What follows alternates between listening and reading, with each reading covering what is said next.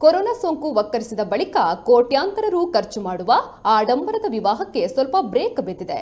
ಆದರೆ ವಿನೂತನ ಸ್ಟೈಲ್ನಲ್ಲಿ ವಿವಾಹವಾಗುವ ಟ್ರೆಂಡ್ ಹುಟ್ಟಿಕೊಂಡಿದೆ. ತಮಿಳುನಾಡಿನ ಚೆನ್ನೈನ ದಂಪತಿ ಸಮುದ್ರದೊಳಗೆ ಮದುವೆ ಮಾಡಿಕೊಳ್ಳುವ ಮೂಲಕ ವಿನೂತನವಾಗಿ ಹೀಗೂ ವಿವಾಹವಾಗಬಹುದು ಅನ್ನೋದನ್ನು ತೋರಿಸಿಕೊಟ್ಟಿದ್ದಾರೆ.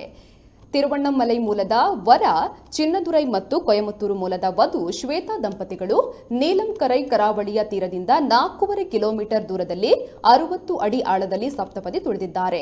ಅರ್ಚಕರು ಸೂಚಿಸಿದ ಶುಭ ಸಮಯದಲ್ಲಿ ಅನುಸರಿಸಿ ಬೆಳಗ್ಗೆ 7:30 ಮೊದಲು ನೀರಿಗೆ ಇಳಿದು ನೀರಿನೊಳಗೆ ಸಾಂಪ್ರದಾಯಿಕವಾಗಿ ವಿವಾಹವಾಗಿದ್ದಾರೆ.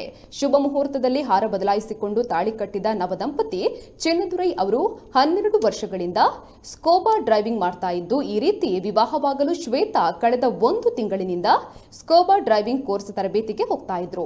ವಿವಾಹದ ದಿನಾಂಕ ಮತ್ತು ಸಮಯವನ್ನ ಆಮಂತ್ರಣ ಪತ್ರಿಕೆಯಲ್ಲಿ ಭರ್ತಿ ಮಾಡಿರಲಿಲ್ಲ. ಬೆಳಿಗ್ಗೆಯವರೆಗೂ ಅದನ್ನ ಖಾಲಿ ಬಿಡಲಾಗಿತ್ತು. ನೀರು ಶಾಂತವಾಗಿದೆ ಎಂದು ಡ್ರೈವರ್ಸ್ಗಳು ಹೇಳಿದ ಬಳಿಕ ನೀರಿನೊಳಗೆ ಈ ರೀತಿಯಾಗಿ ವಿಶಿಷ್ಟವಾಗಿ ವಿವಾಹ ಮಾಡಿಕೊಂಡಿದ್ದಾರೆ. ನೀರಿನಿಂದ ಬಂದ ಮೇಲೆ ಮತ್ತೆ ಉಳಿದ ಸಂಪ್ರದಾಯವನ್ನ ಮಾಡಿದ್ದಾರೆ.